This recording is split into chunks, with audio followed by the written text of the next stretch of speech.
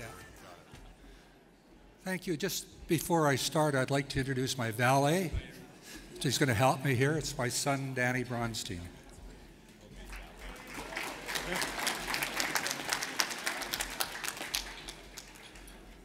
Thank you very much for this great honor.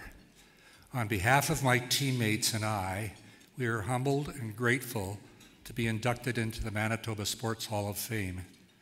We have been very proud to represent our province and our country in the sport of curling. As they said earlier in the video, our curling journey actually began in the late 1950s when we were just teenagers. In the fall of 1957, I was attending the University of Houston on a track and field scholarship. In early December, after deciding that I really didn't like running, competitively, I returned home to Winnipeg. To this date, it's probably the best decision I ever made in my life, other than marrying my wife, Andrea, or not following Milt Stegall on the speaking. In January of 1958, our Granite Junior Curling team comprised of, and you heard it before, Jack Van Hellemond, who was 16, Ray Turnbull was 18, my brother Ron was 17, and I was 18 and skip of the team. We competed in the annual Winnipeg Bonspiel with great success that year. We qualified from the Bonspiel into the provincial playdowns and then sailed right through with 6 straight wins to win the Manitoba Championship. It may have been one of the most unexpected wins of all time in curling because we never really won anything of note prior to that date.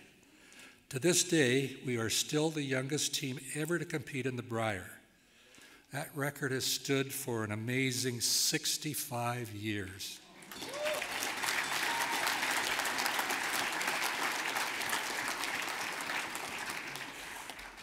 In the 1958 McDonald Brier, we had a record of 8-2 and lost a special playoff to Matt Baldwin, Alberta for the championship. Over the next 6 years, we kept the same team together and continued to improve. Unfortunately, in 1964, Jack had to leave the team and quit curling due to serious knee problems.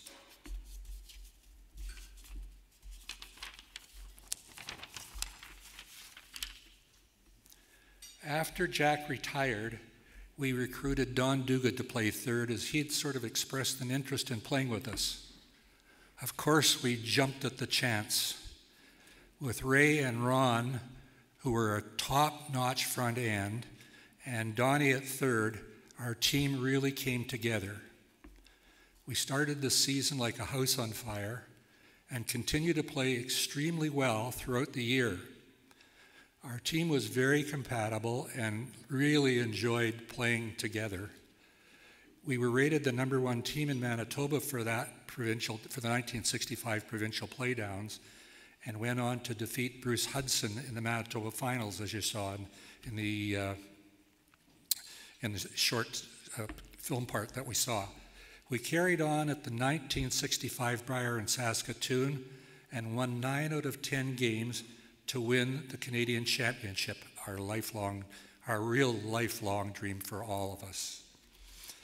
A few weeks after the Brier, we had to leave for the World Championships in Perth, Scotland, which was called the Scotch Cup at that time.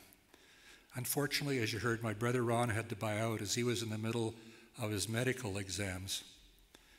For a replacement, we selected Gordie McTavish, who was a very good player and an even nicer guy.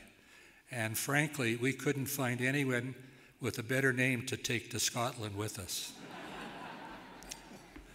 We had a great time in Scotland. We saw the sights, we partied a lot, and the Scots were wonderful hosts. Actually, perhaps too good. We ultimately lost in the final to the United States, but what a great year it was. We want to thank our families, friends, and fellow curlers, many of whom I see are here tonight, which is quite wonderful, for the encouragement and camaraderie throughout our curling careers. We also want to congratulate our fellow inductees for their achievements and contribution to Manitoba sports. We are honored to share this night with you.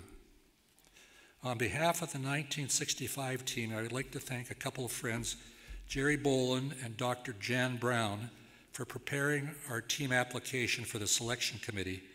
And thank you to the Manitoba Sports Hall of Fame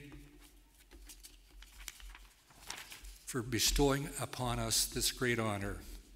Thank you again for this recognition. Curling has been a big part of our lives, and we are glad to have left a mark on Manitoba's rich sports history. In closing, I know that Ray Turnbull, Moosey, is looking down on us and celebrating with a glass of red wine in hand, loving every moment.